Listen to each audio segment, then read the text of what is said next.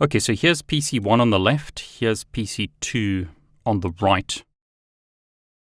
Okay, so PC1 pings PC2. Ping succeeds. Let's go into Wireshark.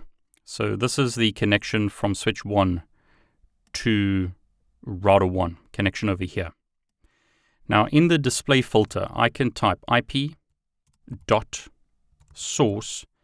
and I can specify a source IP address of, let's say, 10.121. Notice I see traffic with this source IP address and this destination IP address. And let me actually make that 10.111. So PC on the left. We can see a bunch of DNS requests, and then further down we can see ICMP. Notice I can see my echo request messages. I don't see echo response. I only see echo request. So what I could do here is say or IP source equals 10.121. So what that'll give me is the ICMP messages from 10.111 to 10.121, and notice I get the reply. So source IP address here, 10.111, it's an echo request. Here source IP address is 10.121, it's an echo reply. That's this capture here. So if we look at the echo request message, notice the source MAC address is this. Source MAC address is this, destination MAC address is that. Now be careful. In the reply, we see this as the source MAC address and this as the destination MAC address. So here's the important question. Is this the MAC address of PC1? Is this the MAC address of PC2? Notice in the echo reply, we see source MAC address is this. But is it the MAC address of PC2? Well, let's have a look at the capture on the other side of the router. And here what I'll do is I'll filter for ICMP. We can see the ICMP message from 10.111 to 10.121, and then from 10.121 to 10.111. And what you'll notice here, for 10.111 going to 10.121, the destination is a VMware MAC address, source MAC address is this. That's different to what we saw on this side. Notice 10.111 going to 10.121 and 10.111 going to 10.121. Notice source MAC address is a VMware address, destination MAC address is this. Whereas on this side, source MAC address is this, destination address is a VMware address. And the reason for that, if you're not sure, is routers rewrite MAC addresses. They will rewrite the MAC address in the frame. They will recreate the frame when they route from one interface to the other. So this is the MAC address of PC1. This is the MAC address of PC2. But this and this is the MAC address of the router. And what I'll do actually at this point is stop the Wireshark captures because we're getting a lot of traffic on the network. I want to keep those captures small. I'll save this as PC1, ICMP, packet flow.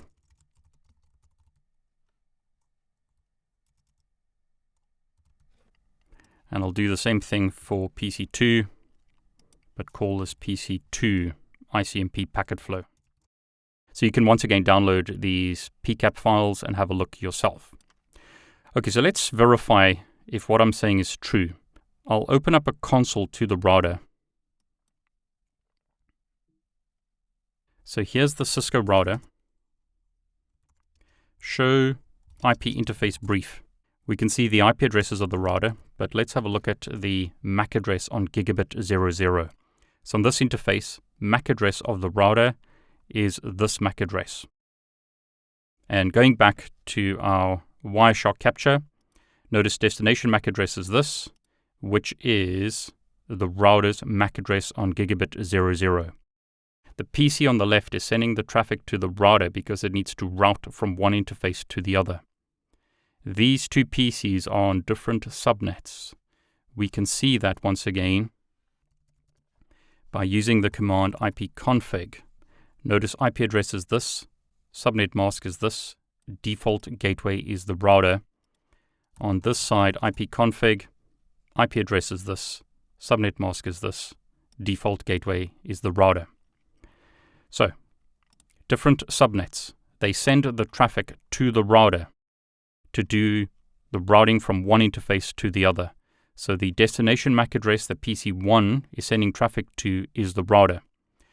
And at this point, let's verify the MAC address of PC1. We can see that by using the command ipconfig/all. Notice MAC address of the PC is this, which is what we're seeing over here. 0C29AF8FDC D7. So that's definitely the MAC address of PC1. What is the MAC address of PC2? We'll be able to see that in the capture on this side. PC2's IP address is this, source MAC address is this. That's the MAC address of PC2. We can see that once again if we look at PC2. So here's PC2, ipconfig/all. The MAC address of the PC is this 000C29CD1AB6. This once again is the router's MAC address on this side. We're looking at the capture from the router to the switch. This is an ICMP echo reply from PC2 to PC1. It's going to send the traffic to the router. Once again, to verify that, show interface gigabit 01. This is the MAC address of the router. On this interface, that's the MAC address that we see over here. So, by using filters in Wireshark, I could filter, for instance, on source IP address or on protocol. Rather than looking at all traffic, I can filter the traffic. I could, as an example, filter for ARP. Notice when the PC wants to send traffic to PC2, the first thing it's going to do is ARP for the router's MAC address. Here's the ARP from the PC to the router. Notice source IP address is this, destination IP address is the router. The PC needs to know the MAC address of the router so it can send traffic to the router so that the router can route from one interface to the other. So there's a ARP request message. You can see in the output here it says who has this IP address, tell 10111. So PC1 is asking who has IP address 10.1.1.254, and it's doing that because the default gateway of the PC is set to that IP address. Clear the screen. ipconfig will show us that. Notice default gateway is this. The PC is asking the router for its MAC address. The router replies, notice ARP reply, saying sender IP address, sender MAC address. So the PC, when ARPing for the router's MAC address, it gets a reply from the router and can then send traffic to the router to be routed from one subnet to another. Okay, so I'm hoping you enjoyed that. This is the beginning of filters in Wireshark, really important to know. Notice I filtered for ARP here. I could, as an example, filter for IP destination address equals 10.1.1.254, and I'll be able to see traffic going to the router. In this example, it's DNS traffic. So the PC on the left is sending a DNS request to the router. It's querying for this domain, time.windows.com. The reason the PC is doing that is because the PC is configured to use the router as the DNS server. Notice default gateway is this, DHCP server is this, but the DNS server is also set to the router. I'm not connected to the internet here. I'm using the router as the DNS server. So again, you'll be able to see traffic to a specific IP address. I could, as an example, specify source IP address equals 10.1.1.1 and you can do and that way or this way, IP destination address equals 10.1.1.254. And I need to put another equal sign there. The great thing in Wireshark is it shows you when you've done it right.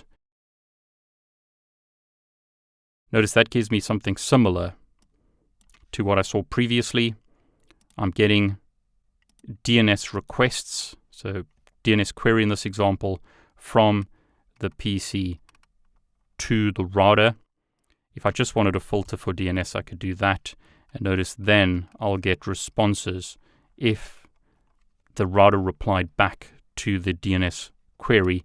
It doesn't do that here because the router isn't configured with these domain names. Okay, so that was a basic introduction to some filters available in Wireshark. There are many, many options. We'll look at some more as we go through the course, but try and do it yourself. Try and download the Wireshark captures and see if you can discover stuff in the network.